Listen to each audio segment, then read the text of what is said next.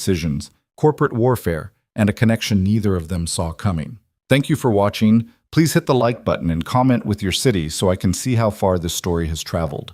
The fluorescent lights in Seattle Grace Medical Center's waiting area had a particular quality that Liam Carter had come to hate over the past 3 weeks.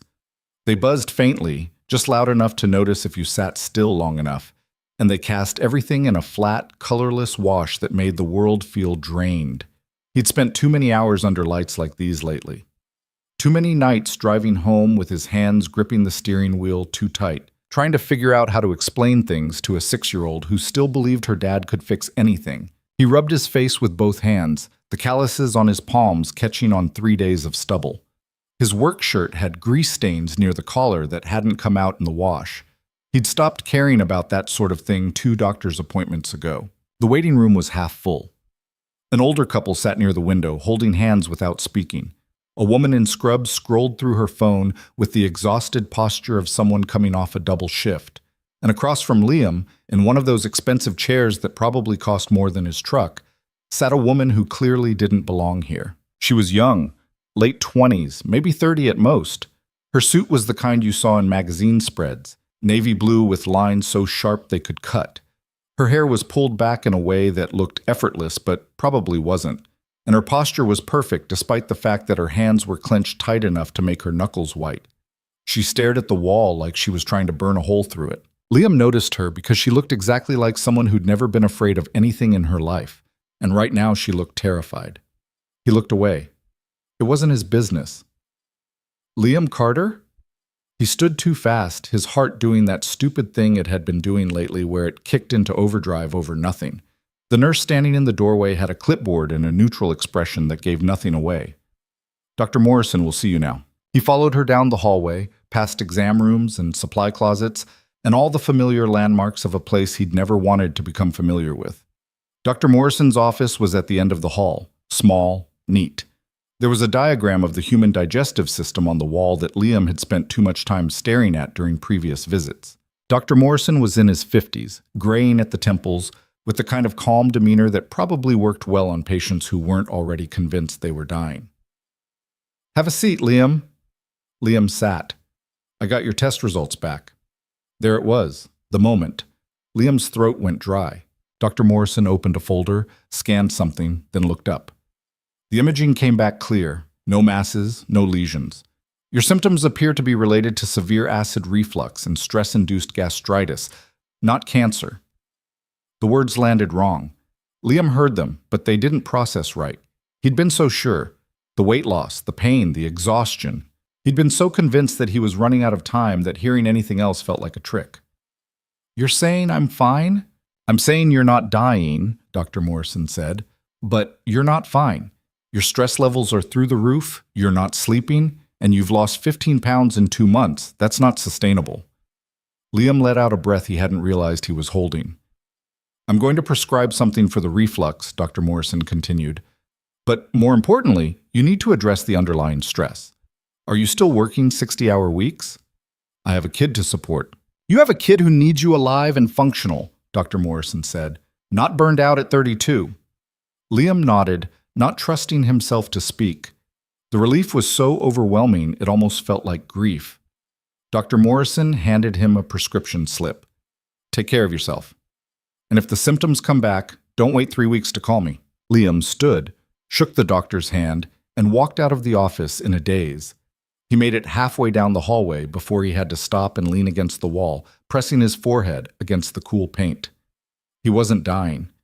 Mia wasn't going to lose him. Everything he'd been terrified of for the past month was just stress and acid and his own brain lying to him. He wanted to laugh. He wanted to cry. He settled for standing there like an idiot until his breathing evened out. When he made it back to the waiting room, the woman in the expensive suit was gone. Her chair was empty. For some reason, that felt significant, though Liam couldn't say why. He was almost to the exit when he heard it.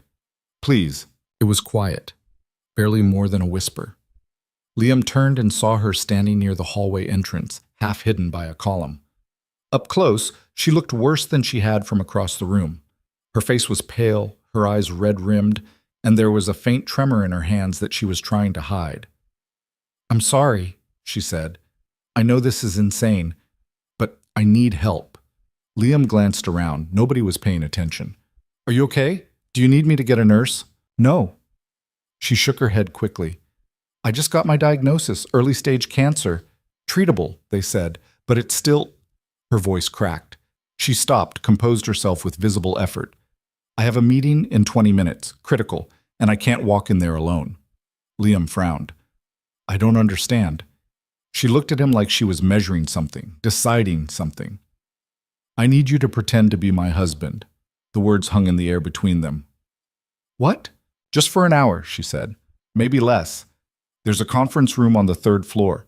I need to sign documents, finalize a merger. If I show up alone looking like this, they'll ask questions. They'll delay. And I can't afford delays. Liam stared at her. You want me to lie to a room full of lawyers? Yes. Why? Because I'm desperate, she said. The honesty in it was startling. And you're here, and you look like someone who wouldn't do this unless it mattered. So I'm asking, please. Liam should have said no. Should have walked away. He had 1,000 reasons to walk away. But there was something in her eyes that reminded him of the way he'd looked in the mirror 3 weeks ago when he'd first convinced himself he was dying. That particular flavor of fear that came from losing control of your own life. What's your name? He asked. Elena Voss. I'm Liam. I know, she said. I heard the nurse. Right, he exhaled. Okay, 1 hour. The relief that crossed her face was so stark it almost hurt to look at. Thank you. The conference room was on the 3rd floor, overlooking the city. Floor-to-ceiling windows. A table that could seat 20. 6 people were already seated when Liam and Elena walked in, and every single one of them looked up with the kind of sharp attention that made Liam want to check if he had grease on his face. Elena's transformation was immediate and complete. The fear he'd seen downstairs was gone, replaced by something colder and far more controlled. She walked to the head of the table like she owned it. Gentlemen, she said, thank you for your patience. This is my husband, Liam. Liam nodded. Nobody nodded back. The man at the far end of the table was in his 60s, silver-haired, with the kind of presence that came from decades of getting his way. He looked at Liam the way someone might look at a stain on expensive upholstery. Ms. Voss, he said, we weren't aware you were married. It's recent, Elena said smoothly, and private. Now, shall we proceed? The meeting was a blur.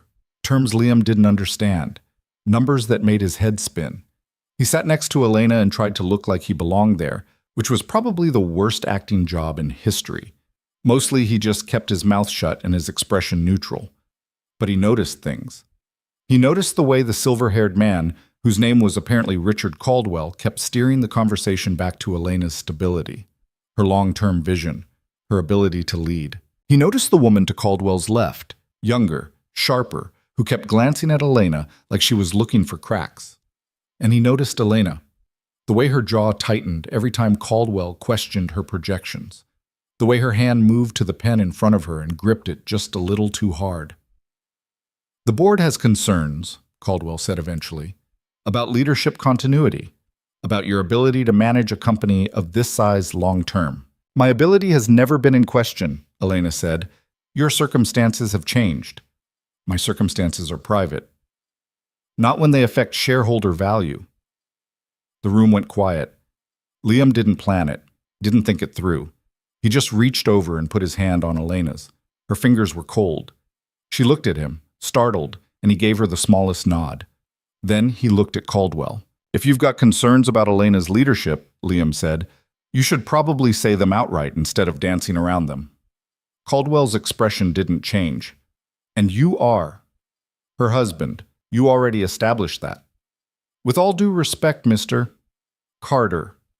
Mr. Carter, this is a business matter. Seems personal to me, Liam said. You're questioning whether she can do her job because of something that has nothing to do with her work. That's not business. That's just rude. The woman next to Caldwell smiled faintly. Caldwell did not. Elena has built this company from the ground up, Liam continued. She's been doing it long before I showed up, and she'll keep doing it long after this meeting ends. So either vote on the merger or don't, but stop pretending this is about shareholder value. The The silence that followed was thick enough to choke on. Then Elena spoke. "The merger stands," she said. "The projections are sound. The integration plan is solid. And my personal life is none of your concern. Now, vote." Caldwell stared at her for a long moment. Then he looked at the others around the table. "All in favor?" 5 hands went up, slowly, reluctantly, but they went up. "Motion carries," Caldwell said. He stood. "We'll reconvene next quarter." He left without another word. The others followed. When the door closed, Elena let out a breath that sounded like it had been trapped in her chest for hours. "That was insane," she said. "Yeah. You didn't have to say anything. I know." She looked at him, really looked at him, for the first time since they'd walked in. "Why did you?" Liam shrugged. "He was being an asshole, like—" Elena laughed. It was short, startled, and completely genuine. "Thank you." "You're welcome." They sat there for a moment, neither of them moving. Then Elena's phone buzzed. She glanced at it, and the softness in her expression vanished. "I have another appointment," she said, "with my oncologist. Follow-up testing." "Okay." "I should go alone." "Probably." She stood, smoothed her jacket, started to walk toward the door, then stopped. "Would you come with me anyway?" Liam looked at her. At the woman who'd walked into a boardroom like she owned the world and was now asking a stranger to hold her hand through the scariest thing she'd ever faced.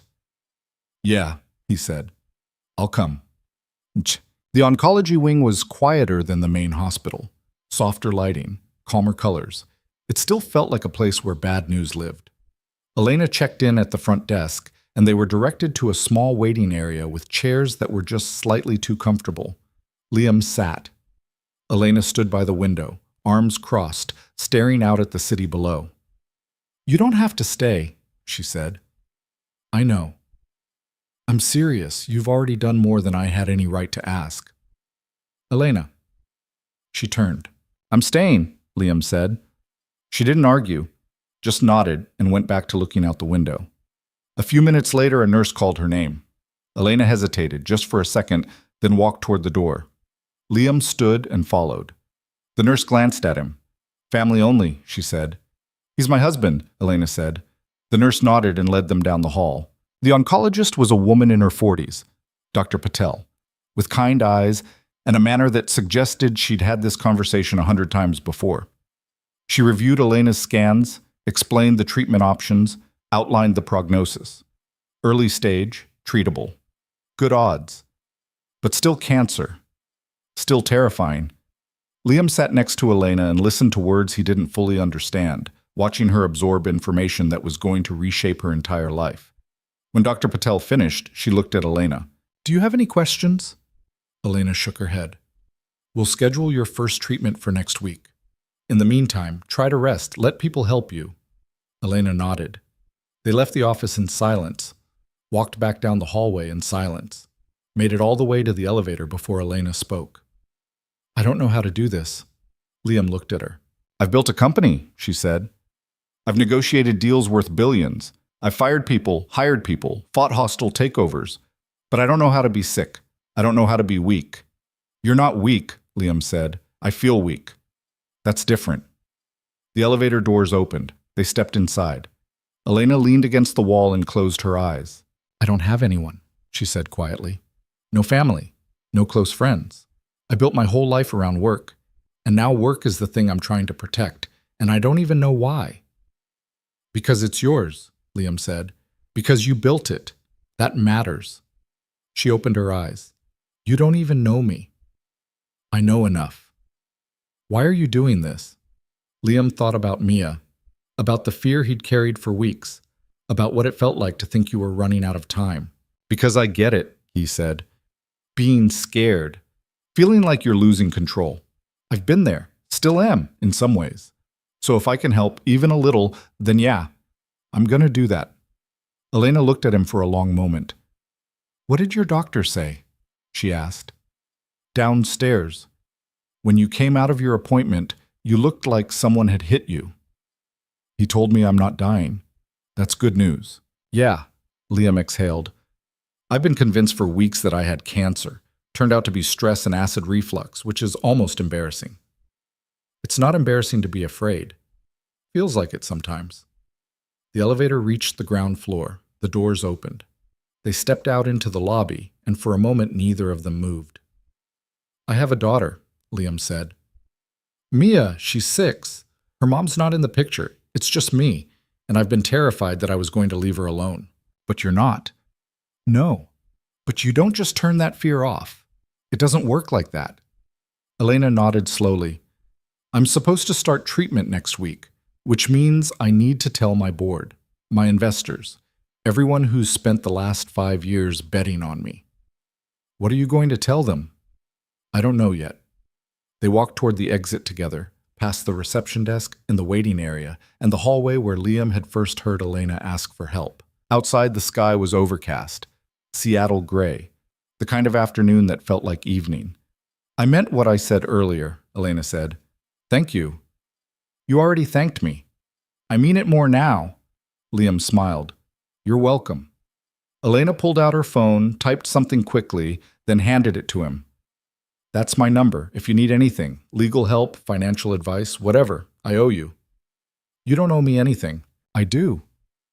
And I pay my debts." She paused. "Also, if you're not busy Friday night, I'm supposed to attend a charity gala.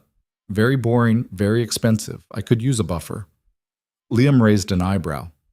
"You want me to pretend to be your husband again?" "I want you to come as my friend," Elena said. "But if people assume the other thing, I'm not going to correct them." "That's a terrible plan." "Probably." "I don't own a tux." "I'll handle that." Liam should have said no, should have walked away while he still could. But there was something about Elena Voss, something stubborn and fierce and scared, that made him want to stick around. "Okay," he said. "Friday." Elena smiled. A real one this time. "Friday." She turned and walked toward the parking garage, her posture straight, her steps confident. Liam watched her go, wondering what the hell he'd just gotten himself into. Then he pulled out his phone and called his neighbor, Mrs. Chen, to ask if she could watch Mia for a few more hours. Because apparently, his life had just gotten a lot more complicated. Liam's apartment was small. 2 bedrooms, 1 bathroom, a kitchen barely big enough to turn around in. The couch had a torn cushion he'd been meaning to fix for 6 months. The TV was from 2015, but it was clean, and it was home. And when he walked through the door at 6:30 that evening, Mia came running at him like he'd been gone for a week. "Daddy?" He scooped her up, ignoring the way his back protested. She wrapped her arms around his neck and squeezed.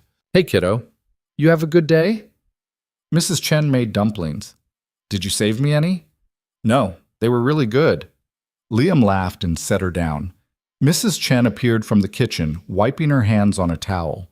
She was 73, sharp as a knife, and had been living next door since before Liam moved in. "She ate 4, Mrs. Chen said. "I tried to stop her." "It's fine. Thanks for watching her." "How did it go? At the hospital?" "Good news," Liam said. "Not cancer, just stress." Mrs. Chen's expression softened. "I'm glad." "Me too." After Mrs. Chen left, Liam made dinner. Spaghetti, because it was easy, and Mia actually ate it. They sat at the kitchen table, and Mia told him about her day in the way 6-year-olds do, jumping from topic to topic with no connective tissue. And then we had art, and I painted a dragon, and Miss Hoffman said it was very creative, and then Tyler said it looked like a blob, but I said it was supposed to look like that because it's a magic dragon, and magic dragons don't have to look normal. "That makes sense," Liam said. "Do you think dragons are real?"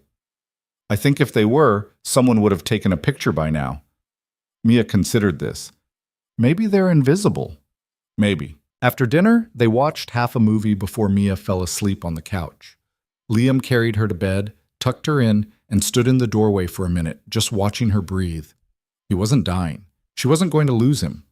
The relief hit him all over again, and this time he let himself feel it. Back in the living room, he picked up his phone and looked at Elena's number. He should probably delete it. Go back to his normal life. Forget about conference rooms and charity galas and women in expensive suits who ask strangers for help. Instead, he saved the contact. Then he sat on the torn couch and wondered what the hell Friday was going to look like. Friday came faster than Liam expected. He spent Thursday night lying awake, staring at the ceiling and wondering if he could back out. He didn't back out. Instead, he called in a favor with Danny, his coworker at the garage, and left work 2 hours early to pick up the tuxedo Elena had sent over. The delivery guy had shown up at noon with a garment bag and a box. Inside the box was a pair of shoes that probably cost more than Liam's monthly rent. The tuxedo fit perfectly, which meant Elena had somehow figured out his measurements without asking. That should have been creepy. Instead, it was just unsettling in a way he couldn't quite name. Mrs. Chen agreed to watch Mia for the evening.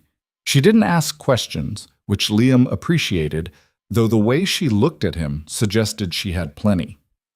"You look nice," she said when he came by to drop Mia off at 5:30. "I feel like an idiot." "You'll be fine, just don't spill anything on yourself." Mia thought the whole thing was hilarious. She made him spin around twice and declared that he looked like a prince, which was both adorable and mortifying. "Where are you going?" she asked. "A work thing," Liam said, which wasn't technically a lie. "Is it boring?" "Probably." "Then why are you going?" "Because I said I would." Mia accepted this with the easy logic of a 6-year-old.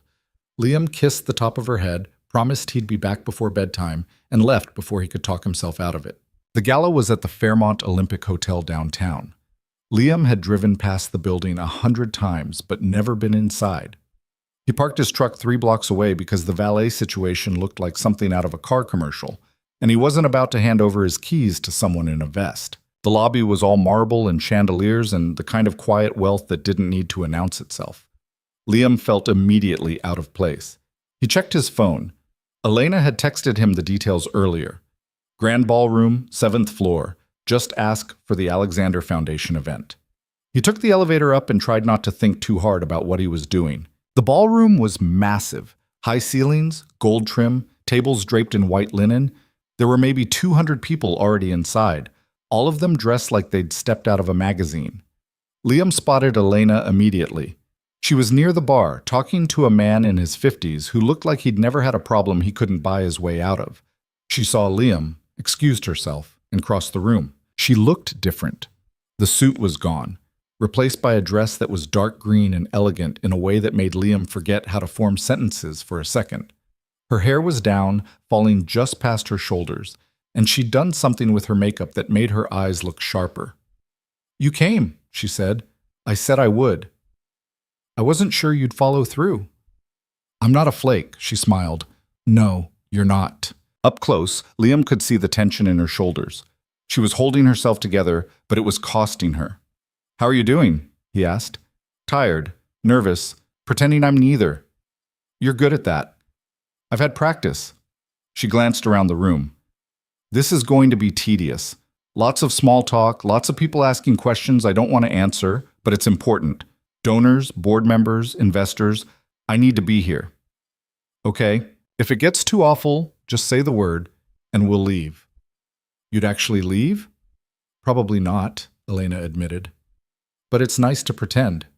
A waiter passed by with a tray of champagne. Elena took 2 glasses and handed one to Liam. He accepted it, though he wasn't much of a drinker.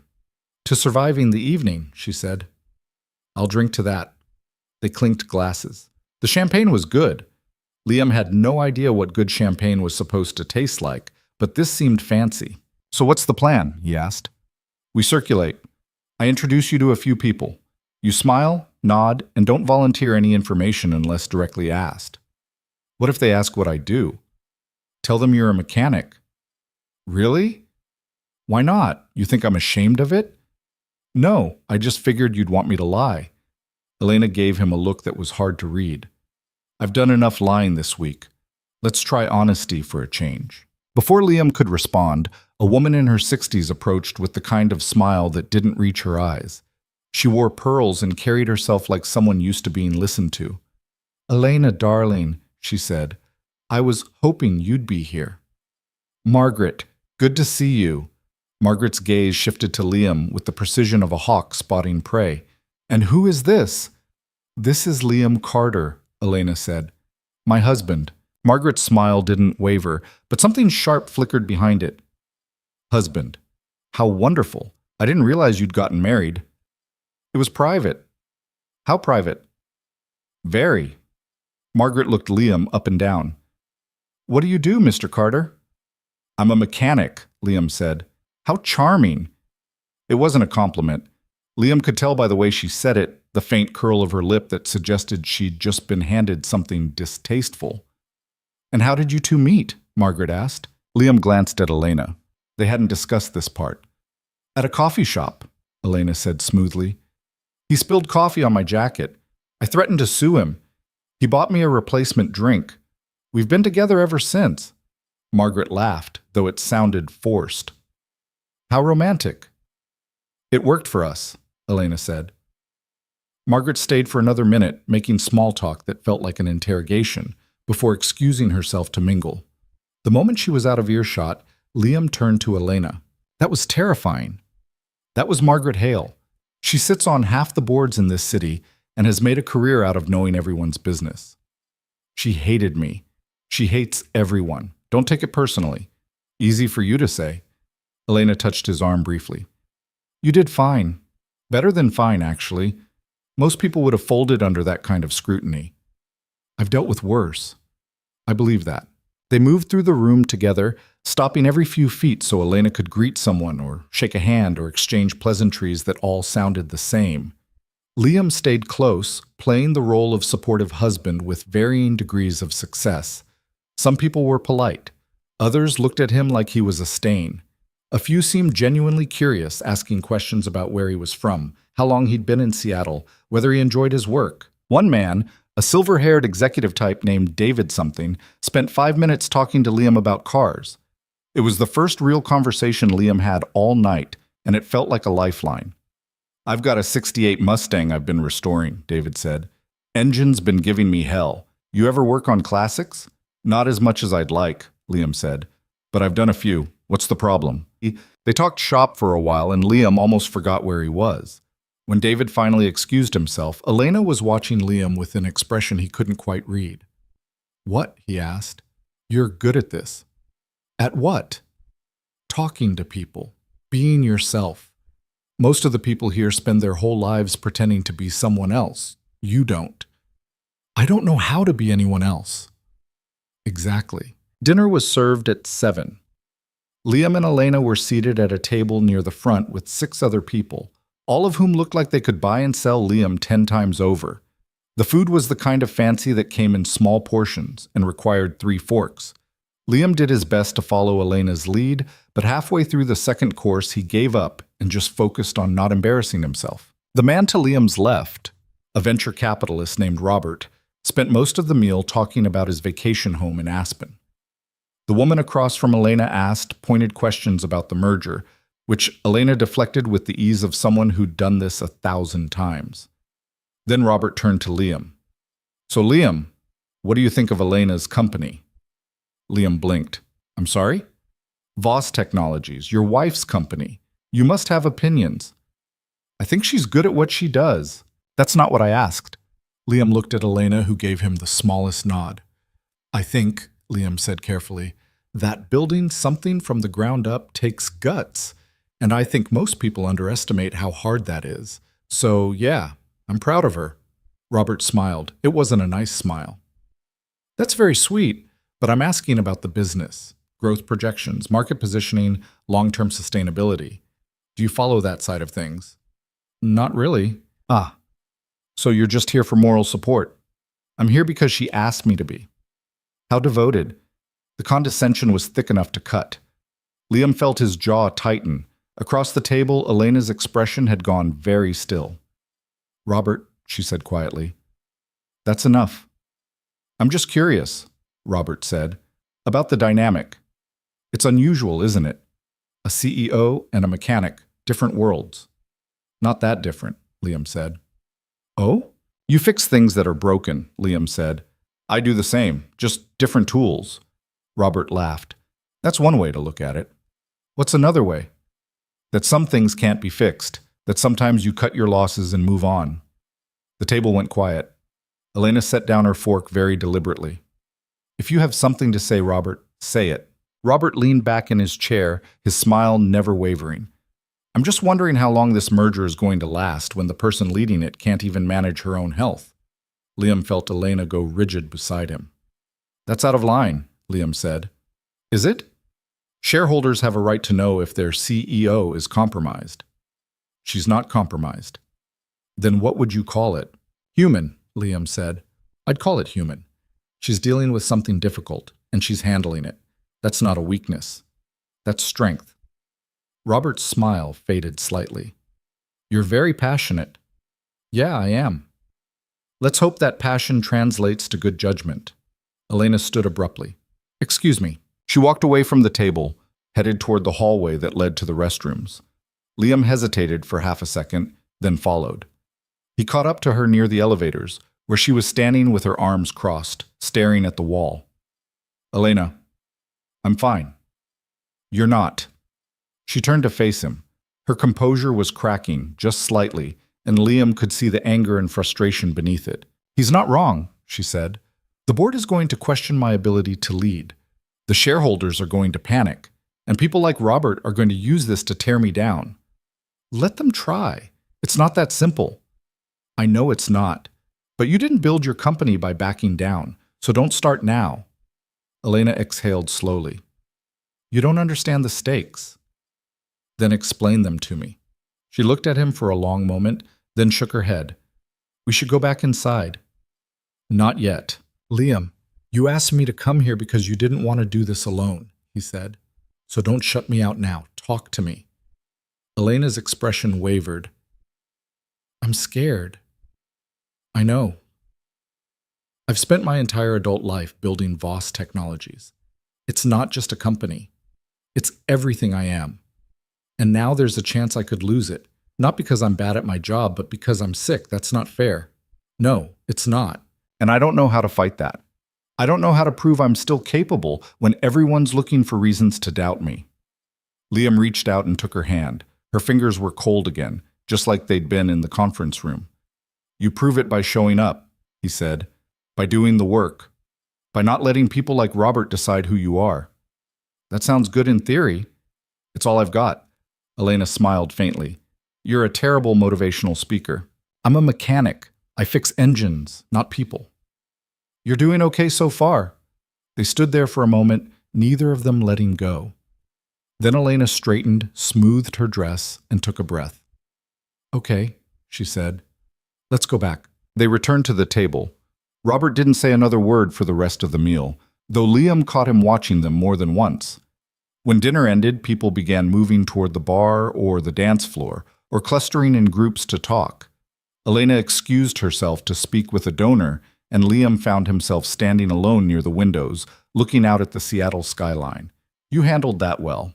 Liam turned. The woman who'd been sitting across from Elena at dinner was standing beside him, holding a glass of wine. She was in her 40s, sharp-eyed, with the kind of confidence that came from knowing exactly who she was. Thanks, Liam said. I think. I'm Diane Shepard. I'm on the board at Voss Technologies. Liam Carter. I know, I heard. She took a sip of her wine. Robert's an ass, always has been. But he's not entirely wrong. About what? Elena's situation. It's going to be a problem. Not because she can't handle it, but because the optics are bad. Perception matters in this industry, fair or not. So what's she supposed to do? She's supposed to be strategic, which she is, bringing you here tonight, for example. That was smart. I'm not a prop. No, but you're a signal, stability, support. Those things matter. Liam frowned. You're saying she's using me. I'm saying she's playing the game, and she's good at it. The question is whether you're okay with that. I don't know yet. Diane smiled. Honest. I like that. Elena could use more honesty in her life. Most of the people around her tell her what she wants to hear. What do you tell her? The truth, even when it pisses her off. Does it piss her off a lot? Constantly. Diane finished her wine and set the glass on a passing tray. Stick around, Liam. I think you're good for her. She walked away before he could respond, leaving Liam to wonder what the hell that was supposed to mean. Elena found him 20 minutes later. She looked exhausted, the kind of tired that went bone deep. Can we leave? She asked. Yeah, absolutely. They made their way toward the exit, stopping twice so Elena could say goodbye to people who didn't seem to notice she was barely holding it together. By the time they reached the elevator, Liam could see her hands shaking. They rode down in silence. When they reached the lobby, Elena stopped near the door and turned to him. "Thank you," she said, "for tonight, for all of it. You don't have to keep thanking me. I do, because you keep showing up." Liam didn't know what to say to that, so he didn't say anything. They walked outside together. The night air was cool, carrying the faint smell of rain. "Where are you parked?" Elena asked. "3 blocks that way." "I'll walk with you." "You don't have to. I want to." They walked in silence, past the hotel and the expensive restaurants and the people spilling out of bars. When they reached Liam's truck, he unlocked it but didn't get in. "Are you going to be okay?" he asked. Elena hesitated. "I don't know. I start treatment next week. After that, things are going to get harder before they get easier." "Do you have someone to take you to the appointments?" "I'll manage." "That's not what I asked." She looked at him, and for a moment the mask slipped entirely. "No, I don't." "Then I'll take you." "Liam, I'm serious. You shouldn't do that alone." "You barely know me." "I know enough." Elena's eyes were bright, and Liam realized with a jolt that she was close to crying. She blinked it back, but not before he saw it. "Why are you doing this?" she asked. "Because no one should have to fight this by themselves," Liam said. "And because you asked me for help, and I said yes, I'm not going to back out now." Elena nodded slowly. "Okay. Okay. Okay. I'll text you the details." "Good." She reached out and squeezed his hand briefly, then let go. "Drive safe." "You too." He watched her walk back toward the hotel, her silhouette disappearing into the glow of the streetlights. Then he got in his truck and sat there for a minute, trying to process everything that had just happened. His phone buzzed, a text from Mrs. Chen. "Mia's asleep. No rush." Liam started the engine and headed home, the city lights streaking past his windows. He thought about Elena, about the way she'd looked when she said she was scared, about the people at the gala who'd looked at him like he didn't belong, about the way Diane had called him a signal. He didn't know what he'd gotten himself into, but he knew he wasn't backing out. When he got home, Mrs. Chen was on the couch, reading a book. She looked up when he walked in. "How was it?" she asked. "Weird. That's specific. I don't know how else to describe it." Mrs. Chen closed her book and stood. "Well, you're still in one piece. That's something." "Yeah." She gave him a long look, the kind that suggested she saw more than he was saying. "Be careful, Liam." "I will." After she left, Liam checked on Mia. She was curled up in bed, clutching the stuffed rabbit she'd had since she was 2. He kissed her forehead, then went back to the living room and collapsed on the couch. His phone buzzed again. This time it was Elena. "Thank you for tonight. I mean it." Liam typed back, "Anytime." He meant it too. The next few days passed in a blur. Work at the garage was steady. Danny gave him crap about leaving early on Friday, but it was good-natured. Mia had a playdate on Saturday and spent most of Sunday building a fort out of couch cushions. Life felt normal. Almost. On Monday, Elena texted him the details for her first treatment. Wednesday, 10 a.m., Seattle Cancer Care Alliance. She didn't ask if he was still willing to come. She just sent the information, like it was already decided. Liam rearranged his schedule at the garage. Danny covered for him without asking questions. Mrs. Chen agreed to take Mia to school and pick her up afterward. Everything lined up in a way that felt almost too easy. Wednesday morning came cold and gray. Liam picked Elena up at her apartment, a high-rise downtown with a doorman and views that probably cost more per month than Liam made in a year. She was waiting outside when he pulled up, dressed in jeans and a sweater. She looked younger like this, less polished, more human. She got in the truck without a word. "Morning," Liam said. "Morning. How are you feeling?" "Terrified." "Yeah." They drove to the cancer center in silence. Liam parked, and they walked inside together. The building was new, all glass and clean lines, designed to feel less like a hospital and more like something else. It didn't work. It still felt like a place where people came to fight for their lives. Elena checked in at the front desk. They were directed to the infusion center on the 3rd floor. The waiting room was quiet, filled with people in various stages of treatment. Some looked fine, others didn't. Liam tried not to stare. When Elena's name was called, she stood. Liam stood with her. "You don't have to come back," she said. "I know." She didn't argue. They followed the nurse to a private room with a reclining chair and an IV pole. Elena sat down. The nurse explained the process, went over the side effects, and started the IV.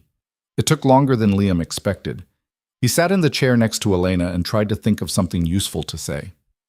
"You want me to distract you?" he asked. "How?" "I don't know. Tell you about my day? Make small talk? I'm not good at this." Elena smiled faintly. "Neither am I." "Then we're even." The treatment took 3 hours. They talked, on and off. Liam told her about Mia, about the time she decided to give all her stuffed animals a doctor's appointment and lined them up in the hallway with construction paper medical charts.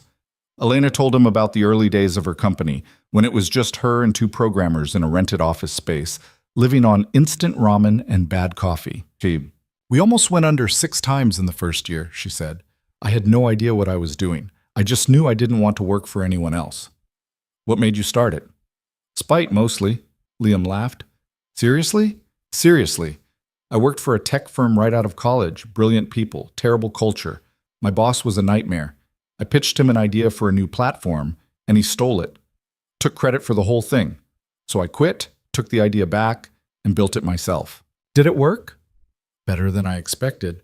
That platform became the foundation for everything else." "Your boss must have been pissed." "He tried to sue me. Lost. I sent him a fruit basket afterward." "That's cold." "I know." Elena looked at the IV in her arm. "I've spent so much time fighting, building walls, proving myself, making sure no one could take what I'd built. And now I'm sitting here thinking maybe I should have spent more time doing something else." "Like what?" "I don't know. Living, maybe, making friends. Dating people I actually liked instead of people who looked good in photographs." "You can still do that." "Can I?" "Why not?" "Because I'm sick, because I'm tired, because I don't know how." Liam reached over and took her hand. "Then learn." She looked at him, her eyes searching his face. "You make it sound simple." "It's not, but it's possible." When the treatment ended, the nurse gave Elena a list of instructions and a prescription for anti-nausea medication. Elena stood slowly, testing her balance. "How do you feel?" Liam asked. "Like I got hit by a truck." "That bad?" "Worse." They made their way back to the truck. Elena leaned against the passenger door for a moment before getting in. "I need to go home," she said. "Yeah, I figured." Liam drove her back to her apartment. She didn't say much on the way, just stared out the window with the kind of blank expression that came from exhaustion. When they pulled up to her building, she didn't move. "Do you need help getting upstairs?" Liam asked. "No, I'll manage." "Elena, I'm fine." She wasn't fine. Liam could see it, but he also knew when to push and when to let someone have their space. "Text me later," he said. "Let me know you're okay." "I will." She got out of the truck, wavered slightly, then steadied herself. Liam watched her walk into the building before he drove away. By the time he got back to his neighborhood, it was almost time to pick up Mia from school. He swung by the apartment, changed out of the clothes that smelled faintly like antiseptic, and headed to the elementary school 3 blocks away. Mia came running out at 3:15, her backpack bouncing against her shoulders.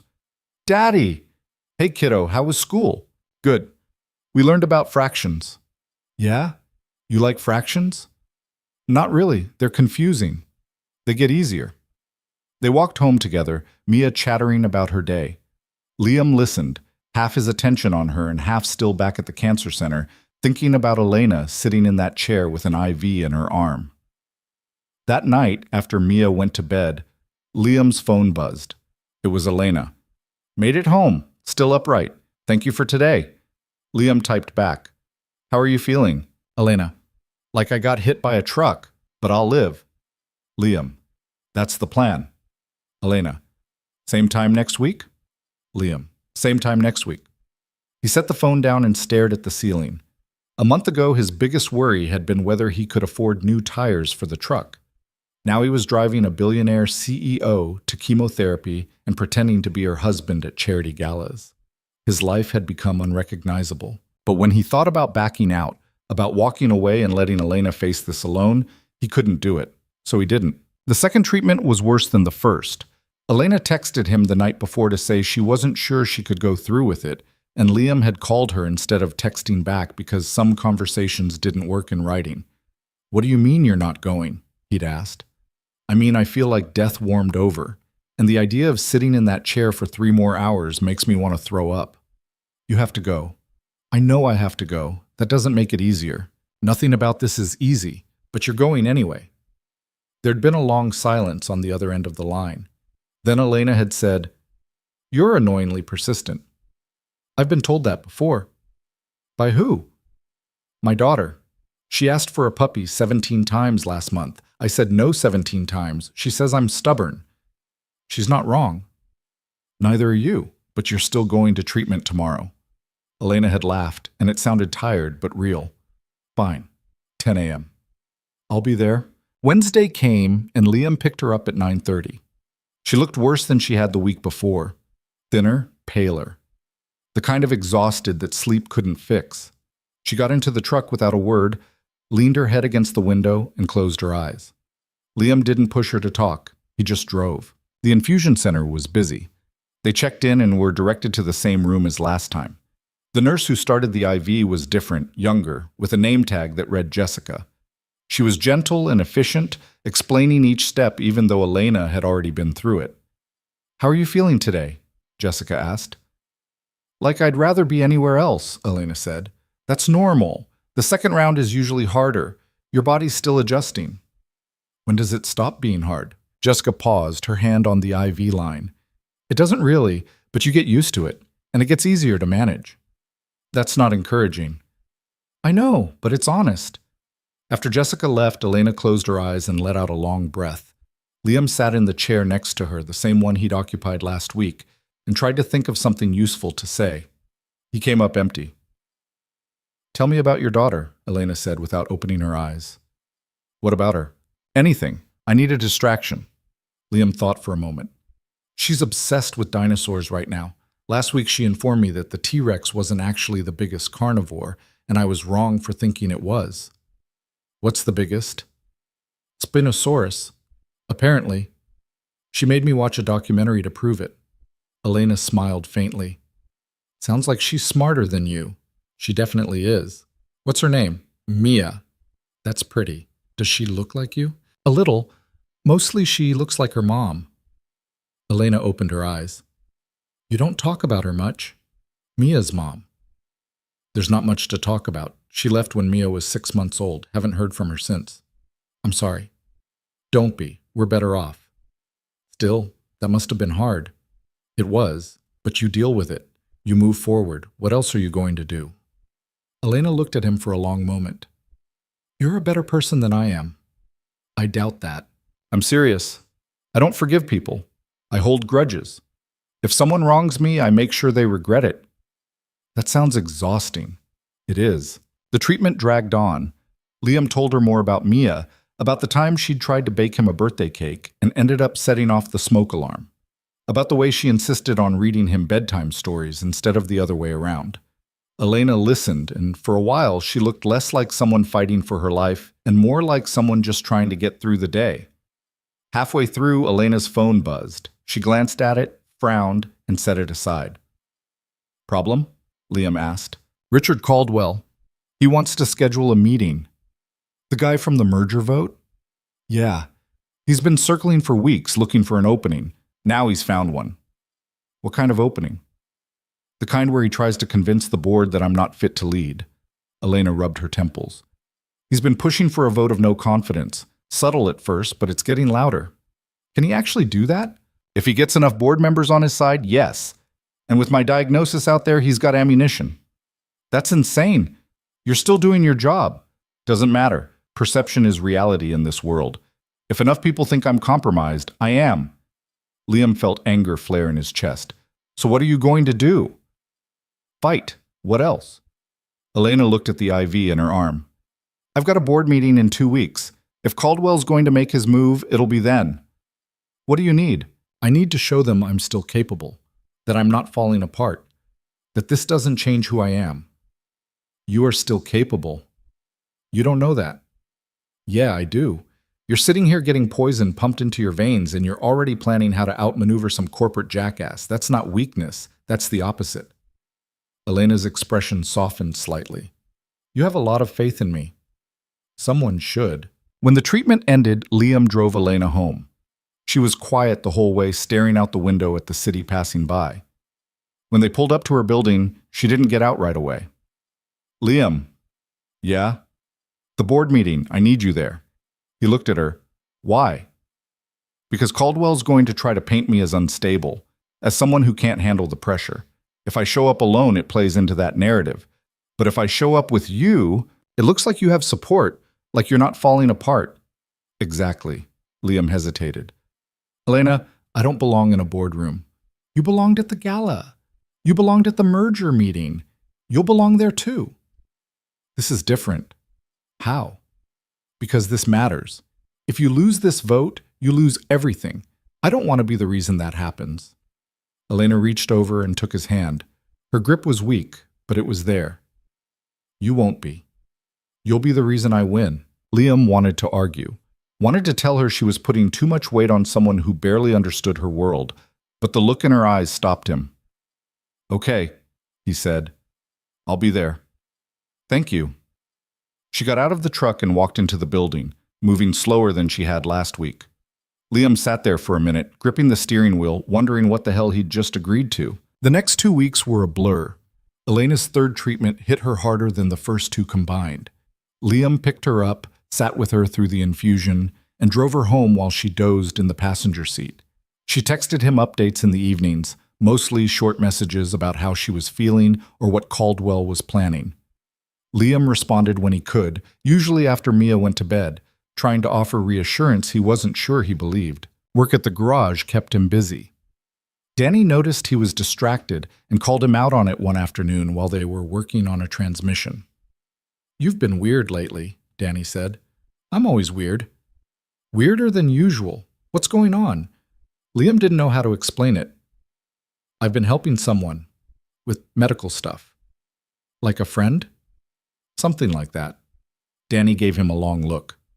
Is this friend the reason you've been leaving early on Wednesdays? Yeah. You gonna tell me who it is? Probably not. Danny laughed. Fair enough. Just don't burn yourself out, man. You've got a kid to think about. I know. But the truth was, Liam wasn't sure he did know. The line between helping Elena and getting too involved was blurring, and he couldn't tell which side he was on anymore. Mia noticed too. She asked him one night at dinner why he kept looking at his phone. Just work stuff, Liam said.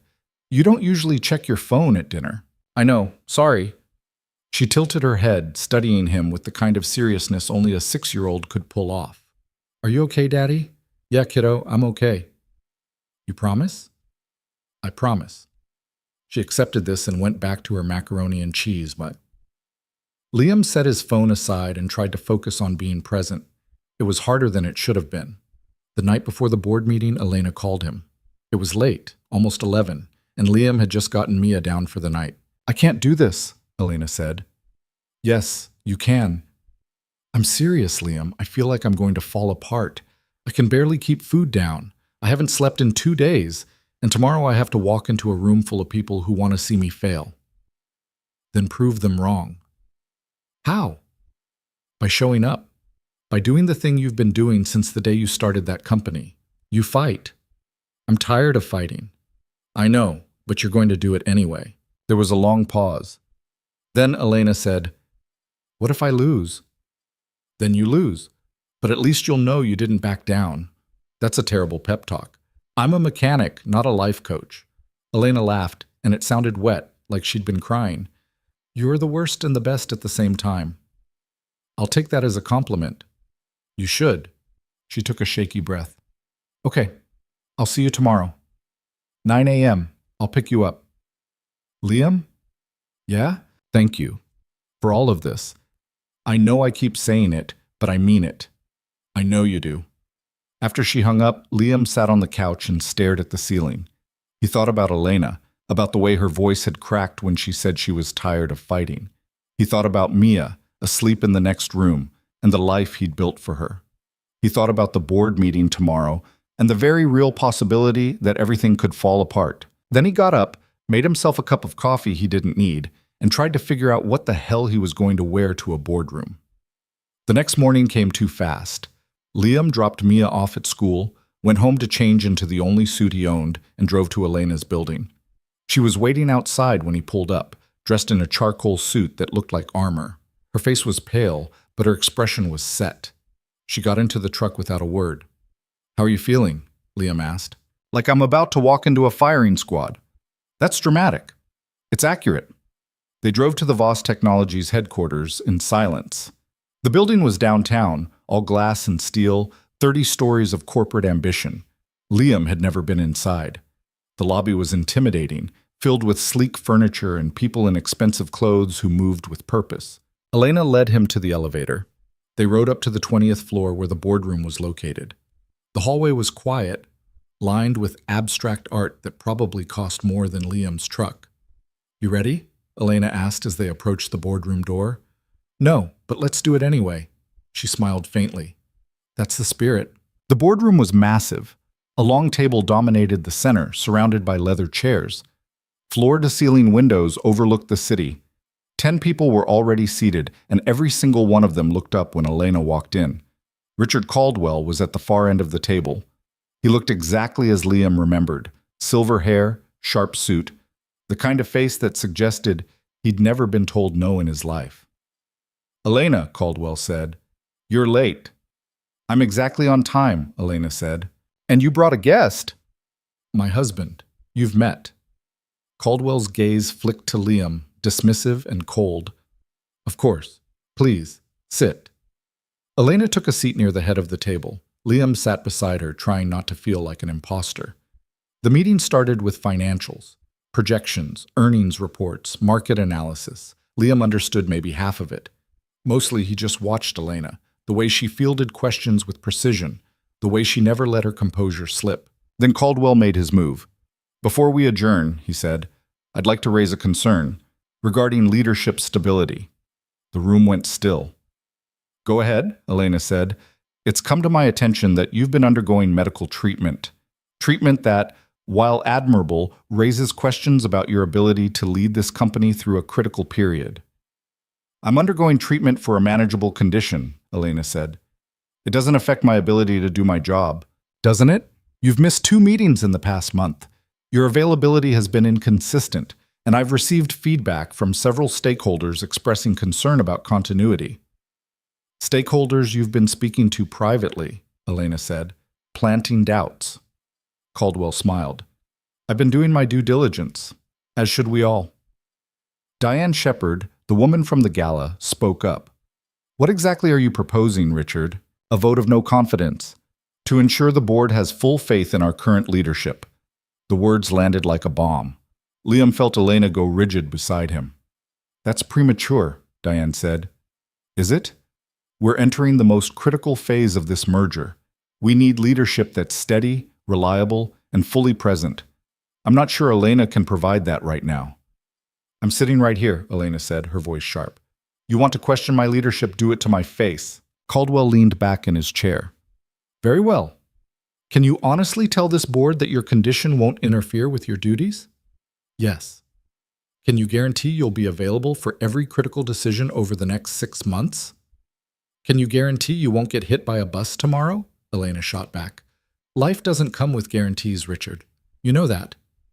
This isn't about philosophy. It's about responsibility. And I've been responsible for this company since the day I founded it. I've built it from nothing. I've navigated recessions, hostile takeovers, and market crashes. You think a medical diagnosis is going to stop me? I think it's already affecting you." Elena stood abruptly. "Then let's vote. Right now.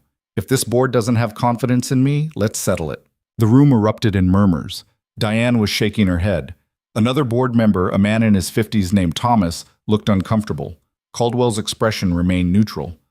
"Elena," Diane said, "maybe we should table this." "No," Elena said.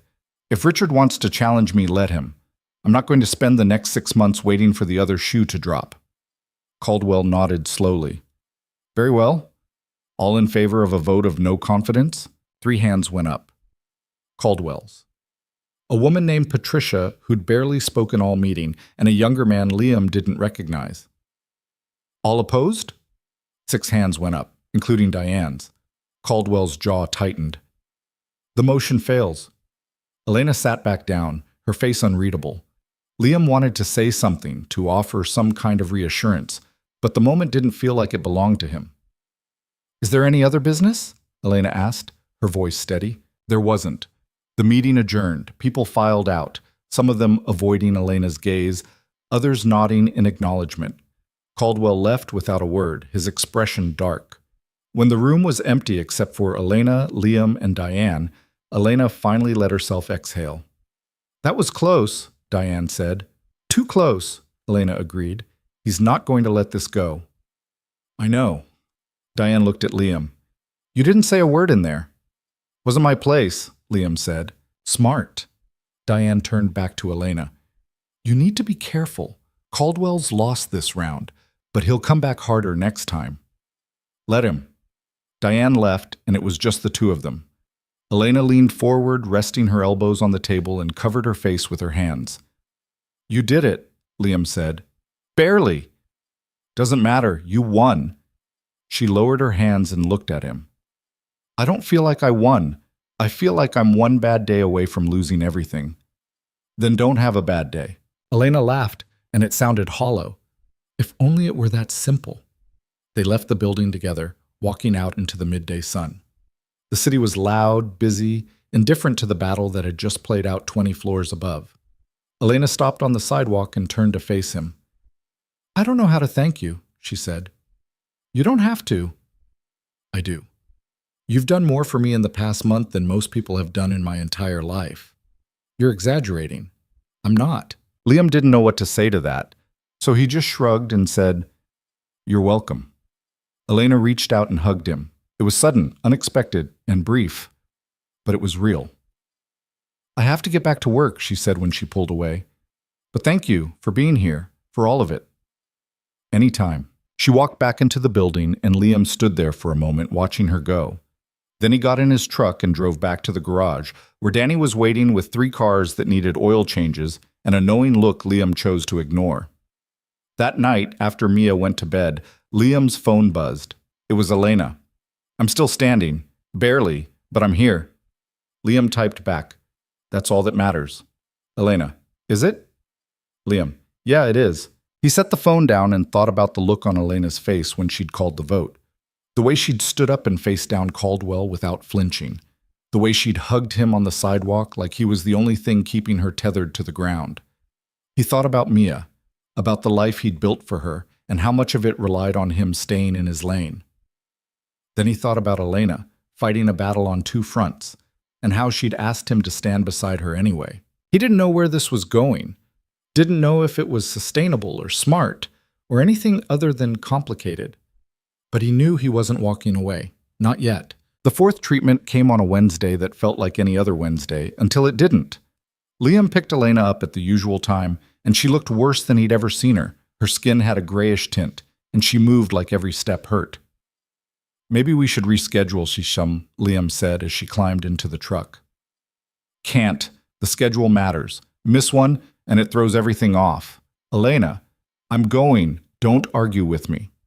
He didn't. He just drove. The infusion center was quieter than usual. They checked in, went through the routine, and settled into the same room they'd occupied 3 times before. Jessica started the IV, asked the usual questions, and left them alone. Elena closed her eyes and didn't open them for the first hour. Liam sat in the chair beside her and watched the IV drip. He'd gotten used to this. The antiseptic smell, the quiet hum of medical equipment, the way time seemed to move differently in this room. He'd started bringing a book on the second visit, but he never read it. Mostly, he just sat there and tried to be present in a way that felt useful. Halfway through the treatment, Elena's phone rang. She glanced at it, grimaced, and answered. This is Elena. Liam couldn't hear the other side of the conversation, but he could tell from Elena's expression that it wasn't good. When? She asked. A pause. How bad? Another pause. I'll handle it. Give me an hour. She hung up and opened her eyes. I need to leave. You're in the middle of treatment. I know, but there's a problem at the office. A big one. Caldwell's making another move. Can't someone else handle it? Not this. Not if I want to stay in control. Liam looked at the IV in her arm. You can't just leave. Watch me. She reached for the call button. Jessica appeared a minute later, and Elena explained the situation in clipped, professional tones. Jessica looked doubtful, but agreed to pause the infusion. She disconnected the IV, bandaged Elena's arm, and gave her a list of instructions that Elena barely listened to. You need to come back and finish, Jessica said. This isn't optional. I will. Just not right now.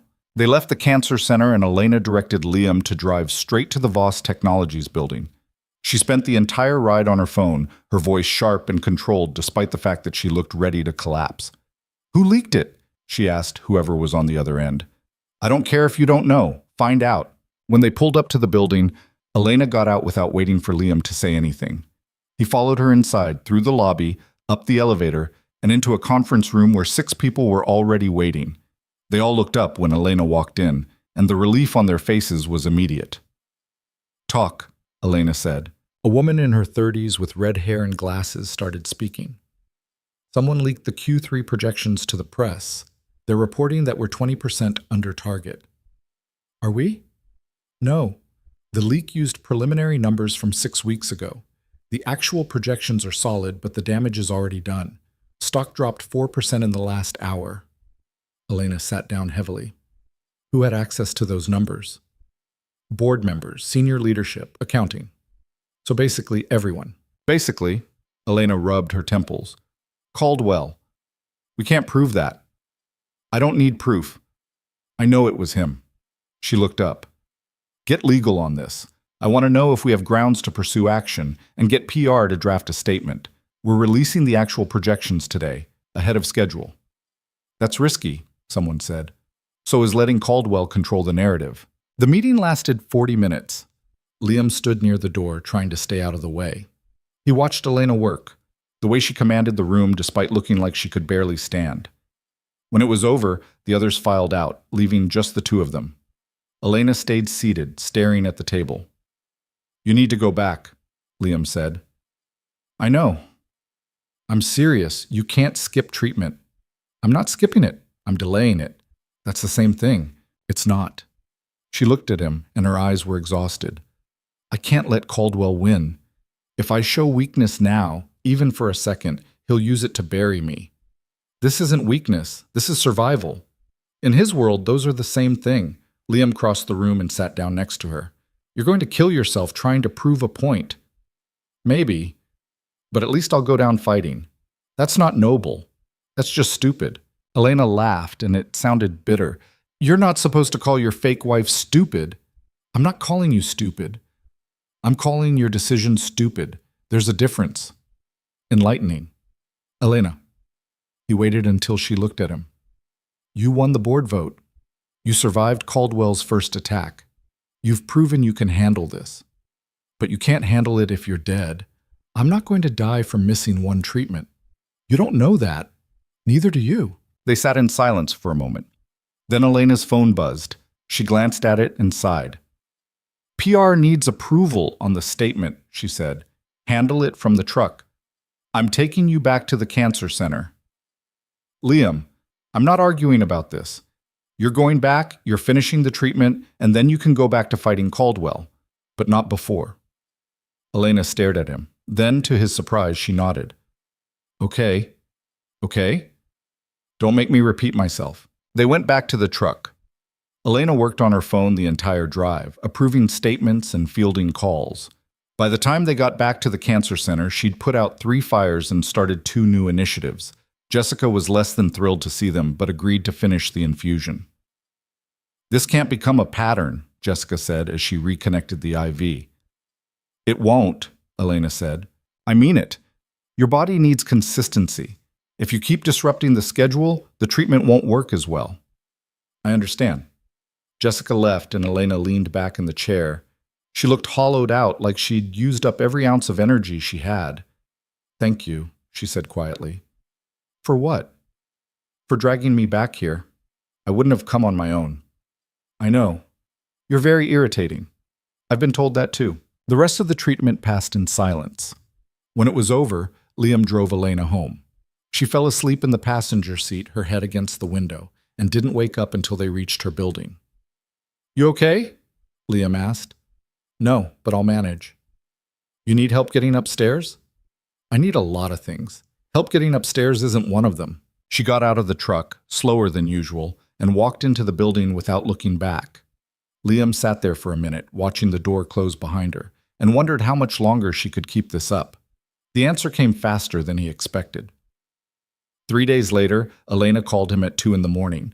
Liam was asleep, his phone on the nightstand, and the sound jolted him awake. Hello? He answered, his voice rough. I'm at the emergency room. Liam sat up. What happened? I collapsed. At home. I couldn't get up. My neighbor called an ambulance. Which hospital? Harborview. I'll be there in 20 minutes. He hung up, threw on clothes, and left a note for Mrs. Chen explaining where he'd gone. Then he drove across the city, breaking at least 3 traffic laws in the process. The emergency room was chaos. Bright lights, people in scrubs moving fast, the smell of disinfectant, and fear. Liam found Elena in a curtained-off area near the back.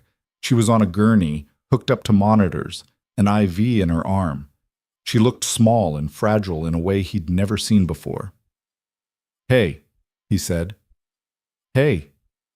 What did the doctors say? Severe dehydration, electrolyte imbalance. Basically, my body's telling me I'm an idiot. Your body's not wrong. Elena smiled faintly. They want to keep me overnight. Make sure I'm stable. Good. It's not good. I have meetings tomorrow, a call with investors, a presentation. Elena, stop. She stopped.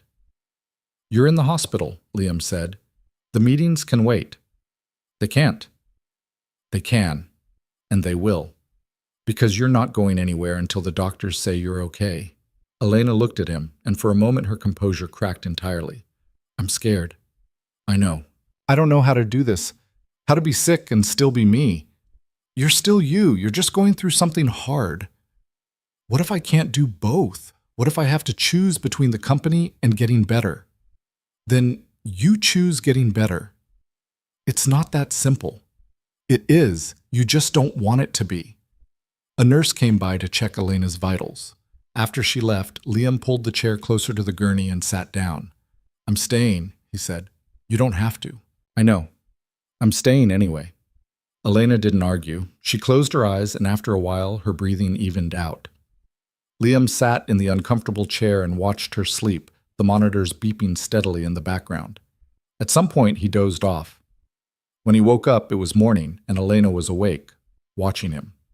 You snore, she said. I do not. You do. It's not loud, but it's there. Liam rubbed his face. How are you feeling? Better? Still tired, but better. A doctor came by an hour later and cleared Elena for discharge with strict instructions to rest, hydrate, and follow up with her oncologist. Elena nodded and agreed to everything, and Liam suspected she had no intention of following through. He drove her home.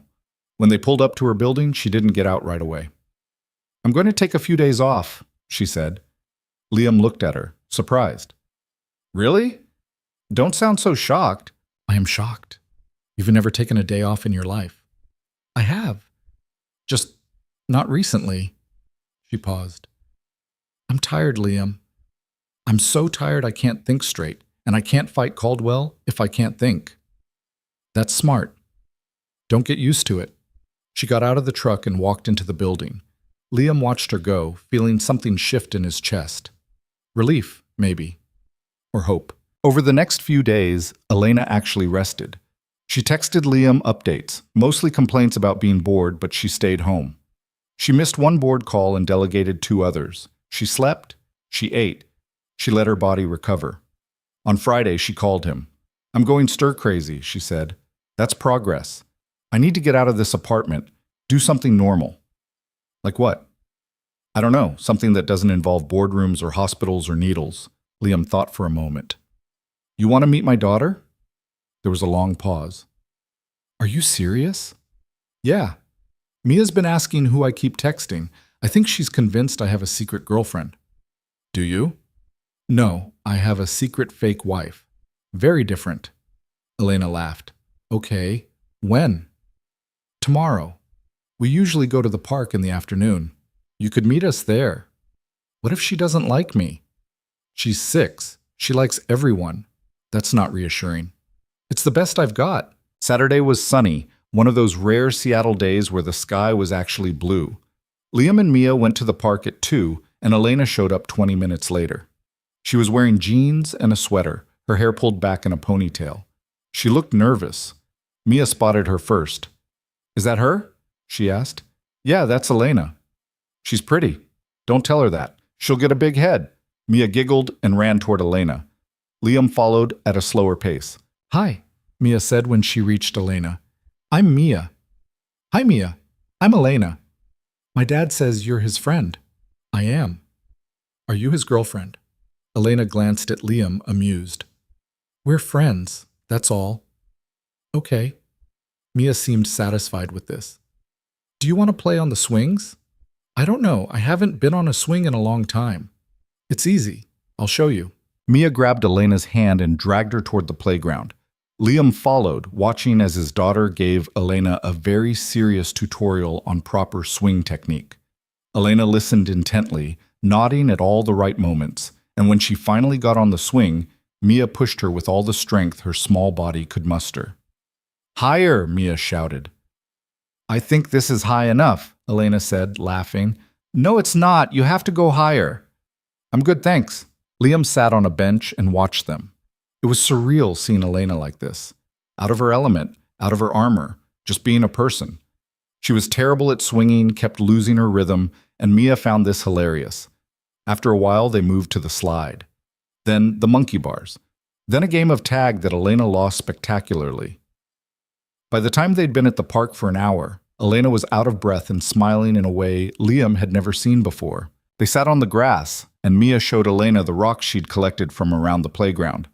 Elena listened with genuine interest, asking questions about each one. This one's my favorite, Mia said, holding up a smooth gray stone. It looks like a heart. It does, Elena agreed. You can have it if you want. Really? Yeah, friends share. Elena took the stone and held it carefully. Thank you, Mia. I'll keep it safe. Mia beamed and ran off to the swings again. Elena watched her go, then looked at Liam. She's amazing, Elena said. Yeah, she is. You're lucky. I know. They sat in silence for a moment, watching Mia play. Then Elena said, I didn't think I wanted kids. I always told myself I didn't have time, that it would interfere with work. But watching her, I don't know. Maybe I was wrong. You're not too old to change your mind. I might be, depending on how treatment goes. One thing at a time. Right, one thing at a time. Mia came running back, breathless and grinning. Can Elena come to dinner? Liam looked at Elena. Can you? I don't want to impose. It's spaghetti, nothing fancy. Then yes, I'd like that. They went back to Liam's apartment. Mia chattered the entire way, telling Elena about school and her friends and the dragon she'd painted in art class. Elena listened like it was the most important conversation she'd ever had. Dinner was chaotic. Mia insisted on helping, which meant the kitchen turned into a disaster zone. Sauce ended up on the counter, the floor, and somehow on Mia's forehead. Elena laughed more in 2 hours than Liam had seen her laugh in the entire month he'd known her. After dinner, Mia fell asleep on the couch halfway through a movie. Liam carried her to bed, and when he came back, Elena was standing by the window, looking out at the street. Thank you for today, she said. You're welcome. I needed that. More than I realized. You're welcome to come back any time. Elena turned to face him. I don't know how to do this. Do what? This. Whatever this is. I've spent so long keeping people at a distance, and now you're here, and Mia's here, and I don't know how to let people in. You're doing fine. Am I? Yeah, you are. She smiled, but it was sad. I wish I believed that. Liam crossed the room and stood next to her. You're going to get through this. The treatment, the board fights, all of it. You're stronger than you think. I hope you're right. I am. Trust me. Elena looked at him for a long moment, then reached out and hugged him. It was different from the hug outside the hospital. Longer, tighter, like she was holding on to something she was afraid to lose. When she pulled away, her eyes were wet. "I should go," she said. "Yeah, probably." He walked her to the door. She paused on the threshold and looked back at him. "Liam? Yeah? Thank you. For everything. Stop thanking me." "I can't. You keep doing things worth thanking you for." She left, and Liam stood in the doorway, watching her walk down the hallway. When she disappeared around the corner, he closed the door and leaned against it. His phone buzzed a few minutes later. It was Elena. "I still have Mia's rock. I'm going to put it on my desk." Liam smiled and typed back. "She'll be happy to hear that." "Elena, I'm happy too." Liam set the phone down and thought about the way Elena had looked at the park, swinging and laughing and being fully present. He thought about the way she'd listened to Mia's stories like they mattered more than any merger or board meeting. And he thought about the fact that somewhere along the way, this had stopped being about helping a stranger and started being about something else entirely. He didn't know what to call it yet, but it was there, real and undeniable, and he wasn't sure what to do about it. So he did what he always did. He cleaned up the kitchen, checked on Mia one more time, and went to bed. And when he closed his eyes, he saw Elena smiling on the swing, her hair flying behind her, looking more like herself than he'd ever seen. The fifth treatment fell on a Wednesday, 3 weeks after Elena had met Mia at the park. In those 3 weeks, something had shifted. Elena texted more, not always about treatment or board meetings, sometimes just to share something small. A photo of Mia's rock sitting on her desk. A complaint about the coffee at her office. A question about whether Liam thought dinosaurs could have been purple because Mia had insisted they were, and Elena wanted to fact-check. Liam found himself checking his phone more than he should, waiting for those messages. Danny had noticed and stopped asking questions, which somehow made it worse. When Liam picked Elena up that Wednesday morning, she looked better than she had in weeks. Not healthy, not by a long shot, but steadier. Like she'd found her footing again. "Last one," she said as she got into the truck. "What?" "This is the last infusion. After this, it's just monitoring and follow-up scans." Liam felt something loosen in his chest. "That's good." "Yeah, it is." She looked out the window. "Assuming it worked." "It worked?" "You don't know that." "Neither do you, so we might as well believe it did." Elena smiled. "Your optimism is exhausting." "I've been told that before, too." The infusion center felt different this time. Maybe because it was the last visit, or maybe because Jessica greeted Elena like an old friend instead of just another patient. They settled into the familiar room, and Jessica started the IV with the practiced efficiency of someone who'd done this 1,000 times. "How are you feeling?" Jessica asked. "Tired, but better than I was." "That's normal. The cumulative effect is real, but most people start to feel improvement once treatment ends." Jessica finished with the IV and stepped back. "You've done well, Elena. A lot of people struggle more than you did." "I collapsed in my apartment and ended up in the ER. I'm not sure that counts as doing well." "You're still here. That counts." After Jessica left, Elena leaned back in the chair and closed her eyes. Liam sat in his usual spot, and for a while neither of them spoke. Then Elena said, "I've been thinking about what happens next." "Next?" "After today. After this is over. I don't know what we are now." Liam looked at her. "What do you mean?" "I mean, we started this because I needed help. I needed someone to stand next to me so I didn't look like I was falling apart. And you did that. You've done more than that. But now treatment's ending, and I'm going to be okay, and I don't know if you're still going to want to be part of this." "Elena, let me finish." She opened her eyes. "I know this started as a lie, a performance, but somewhere along the way it stopped feeling like that, at least for me. And I don't know if that's just because I've been scared and you've been kind, or if it's something real." Liam didn't know what to say. He'd been asking himself the same question for weeks and hadn't found an answer. "I care about you," Elena continued. "I care about Mia, and I don't want to lose that. But I also don't want to trap you in something you only agreed to because you felt sorry for me." "I don't feel sorry for you." "Then what do you feel?" Liam thought about the past month. The hospital waiting rooms and boardroom battles and late-night phone calls. The way Elena had looked on the swing, laughing with Mia.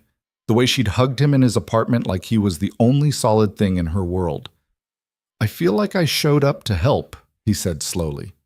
"And somewhere along the way, I stopped thinking of it as helping and started thinking of it as just being there because I wanted to be."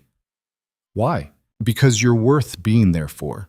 Because you're strong and stubborn, and you don't let anyone tell you who you're supposed to be. And because when I'm with you, I feel like I'm doing something that matters. Elena's eyes went bright. "That's the nicest thing anyone's ever said to me." "Then you've been talking to the wrong people." She laughed, and it sounded wet. "Probably." They sat in silence for a moment. Then Elena said, "I want to keep doing this, whatever this is. I want you in my life, you and Mia. Not because I need someone to stand next to me at board meetings, but because I like who I am when I'm with you. I like who you are too. Even when I'm stubborn? Especially then." Elena reached over and took his hand. Her grip was stronger than it had been weeks ago. "So what do we do now?" "I don't know. Figure it out as we go." "That's a terrible plan." "It's all I've got." "Then I guess we're doing it." The treatment took the usual 3 hours. They talked on and off about nothing in particular. Liam told her about a car that had come into the garage with an engine problem so bizarre it had taken him 2 days to diagnose. Elena told him about a junior developer at her company who'd accidentally deleted an entire database and then fixed it before anyone noticed. "I gave her a raise," Elena said. "For deleting a database?" "For fixing it under pressure. That's the skill that matters." When the infusion ended, Jessica disconnected the IV and gave Elena a folder full of aftercare instructions. "You'll have a follow-up scan in 6 weeks," Jessica said. "Until then, rest, eat well, and try not to stress too much. I run a tech company. Stress is part of the job description. Then delegate some of it. You're no good to anyone if you burn out." Elena nodded, but Liam suspected she had no intention of delegating anything. They left the cancer center together, walking out into a gray Seattle afternoon. The air was cool and damp, carrying the promise of rain. "I need to go to the office," Elena said. "Just for a few hours. There's a strategy meeting I can't miss." "Elena, I know I should rest, but Caldwell's been quiet for 2 weeks, which means he's planning something. I need to be there." Liam wanted to argue, but he could see the determination in her eyes. So instead he said, "I'll drive you." "You don't have to." "I know, I'm doing it anyway." The Voss Technologies building looked the same as it had the last time Liam had been there, all glass and steel and expensive ambition. Elena led him inside, through the lobby, and up to the 20th floor. The conference room was already occupied when they arrived. Diane was there, along with 3 other executives Liam vaguely recognized from previous meetings. "Elena," Diane said, standing, "you didn't have to come in today." "Yes, I did. What's the situation?" Diane glanced at the others, then back at Elena. "Caldwell's filed a formal complaint with the board. He's alleging mismanagement and requesting an independent audit." Elena's expression didn't change, but Liam saw her jaw tighten. "On what grounds?" "The Q3 leak. He's claiming you failed to secure sensitive financial information and that it demonstrates a pattern of negligence. That leak came from him." "We can't prove that." "Then we prove something else." Elena sat down at the head of the table. "Get legal on this. I want to know every move Caldwell's made in the past 6 months. Every conversation, every vote, every financial transaction. If he's coming after me, I'm going after him." "Elena," Diane said carefully, "that's scorched earth. I know, do it anyway." The meeting lasted an hour. Liam sat near the door, watching Elena work. She was relentless, methodical, breaking down Caldwell's complaint piece by piece and building a counterattack that was surgical in its precision. By the time the meeting ended, the others looked both impressed and slightly terrified. When they were alone, Elena leaned back in her chair and closed her eyes. "You okay?" Liam asked. "No, but I will be." "You're going to destroy him, aren't you?" "If he doesn't back off, yes." "That's cold. That's business." Liam crossed the room and sat next to her. "You know you don't have to win every fight, right? Sometimes you can just walk away." "I could, but I won't. Not from this." "Why?" Elena opened her eyes and looked at him. Because if I let Caldwell take this from me, then everything I've built means nothing, and I'm not ready to accept that. Even if it costs you everything? Even then, Liam didn't know what to say to that, so he just sat there, and after a moment, Elena reached over and took his hand. "I'm sorry," she said. "I know this isn't what you signed up for." "I didn't sign up for anything. I just showed up." "And you're still here?" "Yeah, I am." They sat in silence for a while. Then Elena's phone buzzed. She glanced at it and sighed. "Caldwell wants to meet. Tomorrow. Just the two of us." "That's a trap." "Probably, but I'm going anyway." "Then I'm coming with you." "Liam, I'm not asking. If he wants to play games, fine. But you're not walking into that alone." Elena looked at him for a long moment. Then she nodded. "Okay." The meeting with Caldwell was set for noon the next day at a restaurant downtown, the kind of place where everything was expensive and nothing was particularly good. Liam picked Elena up at 11:30, and they drove in silence. "What's the plan?" Liam asked. "Let him talk. See what he wants. And if he wants you gone, then he's going to be disappointed." The restaurant was half empty. Caldwell was already seated at a corner table, looking exactly as Liam remembered. Silver hair, sharp suit, the expression of a man who'd never lost anything that mattered. "Elena," Caldwell said, standing as they approached. "And Mr. Carter. How unexpected." "He's my husband," Elena said. "Where I go, he goes." Caldwell's smile didn't reach his eyes. "Of course. Please, sit." They sat. A waiter appeared, took drink orders, and disappeared. Caldwell leaned back in his chair and studied Elena. "You look well," he said. "Thank you." "I hear treatment's finished." "It is." "That's good. I'm glad you're on the mend." "Are you?" Caldwell's smile widened. "Of course. I've never wished you ill, Elena. I just want what's best for the company." "By filing a complaint against me? By raising concerns that needed to be addressed? Surely you can see the difference." "I see exactly what you're doing, Richard. You're trying to undermine me because you can't beat me any other way." "That's a rather dramatic interpretation." "It's the truth." The waiter returned with drinks. Caldwell took a sip of his scotch and set it down carefully. "I'll be direct," he said.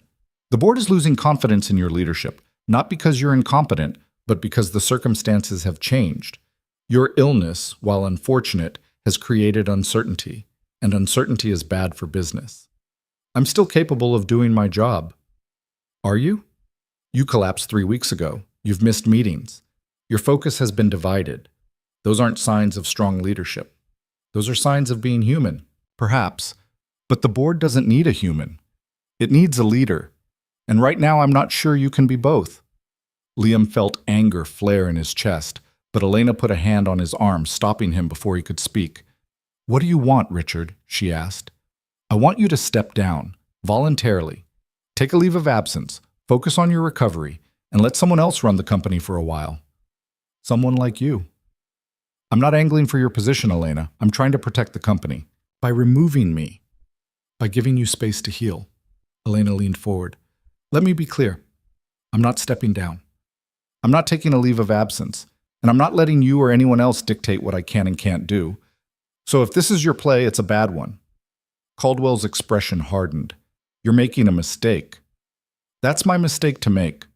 The board will vote. Let them. I'll win." "You're very confident for someone who barely survived the last vote." "I survived it. That's what matters." Caldwell stood. "I tried to do this the civil way. Don't say I didn't give you the option." He left without another word. Elena sat back in her chair and exhaled slowly. "That went well," Liam said. "He's going to push for another vote." "Can he win?" "I don't know, maybe. Depends on how scared the board is." "What are you going to do?" Elena looked at him. "What I always do, fight." The board meeting was scheduled for the following week. Elena spent the days leading up to it preparing, pulling together data, refining arguments, building alliances. Liam watched her work herself into the ground and tried to convince her to slow down. She didn't listen. The night before the meeting, she called him. "I can't sleep," she said. "That's because you've had too much coffee." "Probably, but also because I'm terrified." "You're going to be fine." "You don't know that." "I do. You faced worse than Caldwell." "Have I?" Yeah, you faced cancer, you faced losing everything, and you're still here. So whatever happens tomorrow, you'll handle it. There was a long pause. Then Elena said, "Will you be there? At the meeting? Do you want me to be?" "Yes." "Then I'll be there." "Thank you, Liam, for everything. I know I keep saying that, but I don't know how else to say what I mean." "You don't have to say anything. Just show up tomorrow and do what you do best." "Which is?" "Win." The board meeting was at 10 a.m. Liam picked Elena up at 9, and they drove to the Voss Technologies building in silence. Elena's hands were steady, but Liam could see the tension in her shoulders. The boardroom was full when they arrived. All 12 board members, plus legal counsel, plus Caldwell, sitting at the far end of the table like he'd already won. Elena took her seat. Liam sat beside her. Caldwell stood. "Thank you all for coming," Caldwell said. "I've called this meeting to address ongoing concerns about leadership stability, specifically Ms. Voss's ability to effectively manage this company given her recent health challenges." "We've been through this," Diane said. "The board already voted, and circumstances have changed. Ms. Voss has continued to miss meetings, delegate critical decisions, and demonstrate inconsistent availability. This isn't about her competence. It's about whether she can fulfill the demands of this role." "I've missed 2 meetings in 3 months," Elena said, "both for medical reasons, and I've delegated nothing that wasn't appropriate to delegate. You collapsed and ended up in the emergency room. I had a bad reaction to treatment. It was resolved. It was a sign that you're not capable of handling the stress of this position." Elena stood. "You want to talk about stress, Richard? Let's talk about it. Yes, I've been sick. Yes, I've been through hell. But I've also navigated this company through the most critical merger in its history while fighting cancer. I've outmaneuvered competitors, secured funding, and maintained profitability. So if you think I can't handle stress, you're not paying attention. Passion isn't the same as capability. Neither is ambition. And we both know what this is really about." Caldwell's expression darkened. "Enlighten me. You want my position. You've wanted it for years. And you thought my illness would give you the opening you needed. But it didn't work. So now you're trying to force the issue. That's a serious accusation. It's the truth. And everyone in this room knows it." The room went silent. Then Thomas, one of the older board members, spoke up. "Elena's right. We all know what this is. And frankly, I'm tired of it." "As am I," Diane added. "Elena's proven herself repeatedly. If we keep questioning her every time something goes wrong, we're not protecting the company. We're sabotaging it." Caldwell looked around the table. "So you're just going to ignore the risks?"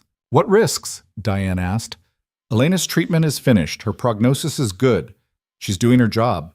The only risk I see is the instability you're creating by constantly challenging her." Caldwell's jaw tightened. "Fine. Let's vote. All in favor of a vote of no confidence?" 2 hands went up. Caldwell's and Patricia's. "All opposed?"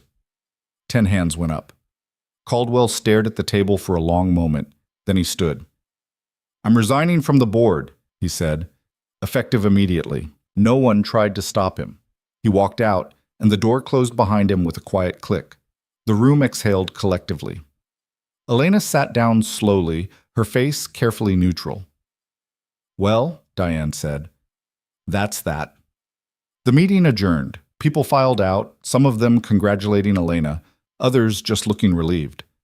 When the room was empty except for Elena and Liam, she finally let her composure crack. "I can't believe that just happened," she said. "I can. You didn't give him any other choice. I thought I was going to lose." "You didn't." Elena looked at him, and her eyes were bright. "I didn't." They left the building together. The sun was out, one of those rare, perfect Seattle days where everything felt possible. Elena stopped on the sidewalk and turned to face him. "I have a scan next week," she said, "to see if the treatment worked. Will you come with me?"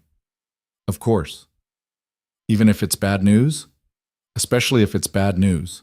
Elena nodded. Okay. The week passed slowly. Elena threw herself into work, reorganizing the board, implementing new policies, making up for lost time. Liam went back to his regular routine at the garage, picking up Mia from school, making dinner, pretending everything was normal.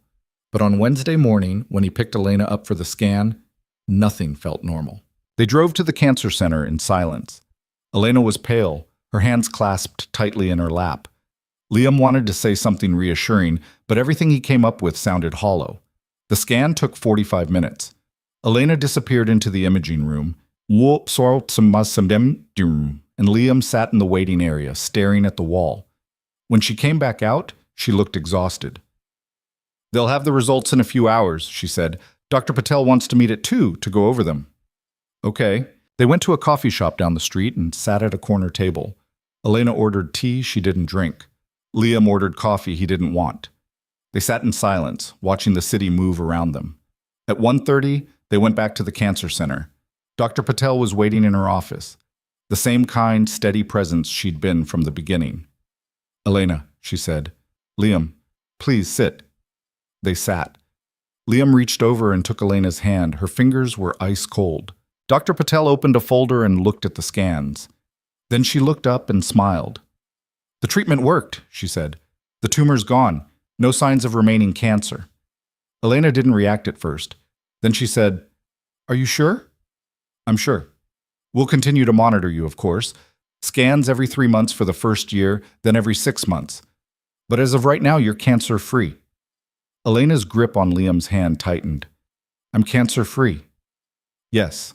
Elena started to cry. Not quiet tears, not dignified tears, but the kind of crying that came from a place too deep for dignity. Liam put his arm around her, and she leaned into him, shaking. Dr. Patel handed her a box of tissues and gave them a moment. When Elena finally pulled herself together, she looked at the doctor. "What now?" Elena asked. "Now you live your life," Dr. Patel said.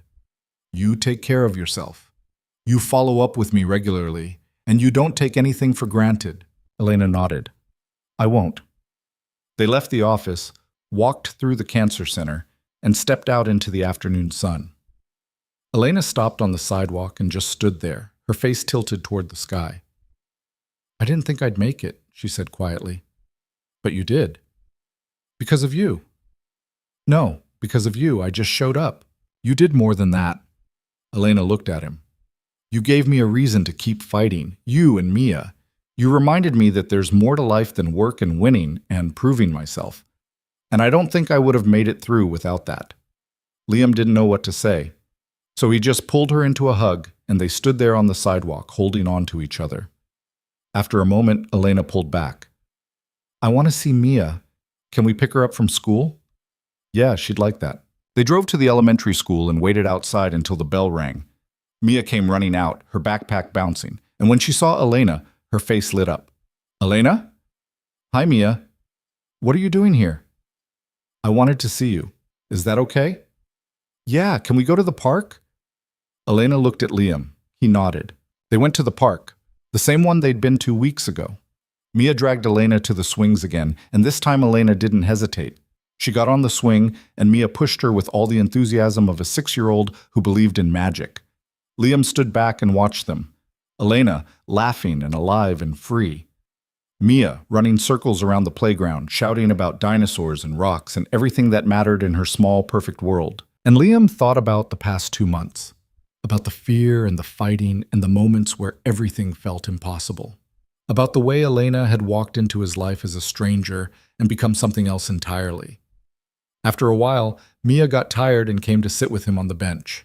Elena joined them, slightly out of breath. "She's going to wear me out," Elena said. "She wears everyone out," Liam said. Mia climbed into his lap and leaned against his chest. "Can Elena come to dinner again?" "If she wants to." Mia looked at Elena. "Do you want to?" "Yes," Elena said. "I really do." They went back to the apartment. Liam made spaghetti again because it was easy and Mia liked it. Elena helped, and the kitchen once again turned into chaos. But it was the good kind of chaos, the kind that came from people being together and not worrying about anything else. After dinner, Mia insisted on showing Elena the fort she'd built in her room. Elena admired it with the seriousness it deserved, and when Mia asked if Elena wanted to sleep over in the fort, Liam had to explain that grown-ups didn't really fit in blanket forts. "You could try," Mia said. "Maybe next time," Elena said.